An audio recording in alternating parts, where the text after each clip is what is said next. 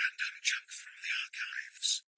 For 1,000 years now, travellers have made a pilgrimage to the Spanish town of Santiago de Compostela, an 800-kilometre trek by foot that begins in the Pyrenees, and these statues tell them they're nearly there. It's on Mount Gozo that the tens of thousands of pilgrims who make this journey every year finally get a glimpse of their ultimate destination, the cathedral at Santiago de Compostela. And it's this trek that the actor Martin Sheen wanted to capture on film and now has. He'd heard about the trail from his late father, Ramon Estevez, who was born in Galicia but emigrated to America. Yet it wasn't until Sheen was approaching 70 that he felt the desire to tell the story of the Camino. Yes, my father was a Gallego, so I heard about the Santiago since I was a boy, you know. I never was really inclined to make the journey until recently. I wouldn't have had a clue of doing it in my 30s. I was too self-involved, you know, too egotistical, and too unaware of the spirit, you know. And I wasn't a practicing Catholic then, you know. So it would have had a far different meaning to me. And tonight he's in Santiago de Compostela to screen this film he asked his son to make with him. Emilio Estevez now writes and directs movies, but at first Sheen suggested a documentary, and his son wasn't convinced. And I said, I don't know, man, it's not really my thing. If we're going to go there and we're going to make the effort, let's make it a little more grand. Let's have it be a dramatic narrative. Let's figure out what the story is. And so that began the conversations. And one day we were in the car together and I said, I think I have it. I said, I think it's a father-son journey, but in this case, the dynamic is changed. The son is dead, and the father, instead of the son becoming the father becomes the son. What do you think of that? And he was floored. When you coming back? I don't know. So you don't have a plan?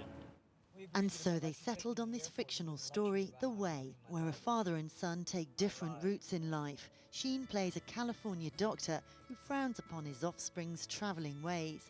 But after his son dies on the Camino, he makes a pilgrimage for him, scattering his ashes along the way.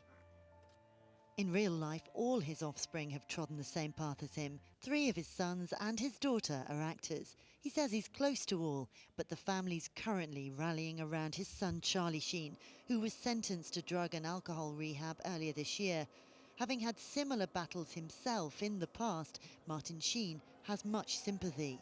It doesn't make it any easier, but it makes it that much more urgent because I have a sense of what he's feeling, what he's going through. Whenever, you know, private pain goes public, you know, that it's an obvious cry for help, and we have to be present to him and understand where he's coming from.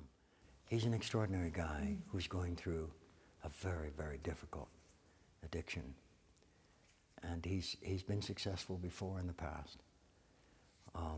It's much more difficult now because he has so much more to deal with, you know, a longer time and more money and more celebrity. So there are more sycophants around him. There are more voices that he shouldn't be listening to. Martin Sheen says rediscovering his Catholic faith in his 40s turned his well-documented wild lifestyle around, which is why he wanted to be in this town this weekend to hear the Pope say Mass in Santiago de Compostela.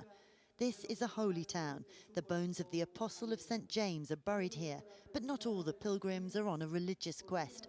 100,000 travel the Camino each year, some just to walk, some to get fit. But the actor argues for most it is spiritual. It's a pilgrimage inside. For everyone, it's different. You know, people make the pilgrimages in groups, but they really do it alone. You'll see even the groups begin to go single file. A lot of the journey is done. It's an interior journey as well. And the movie has a coup.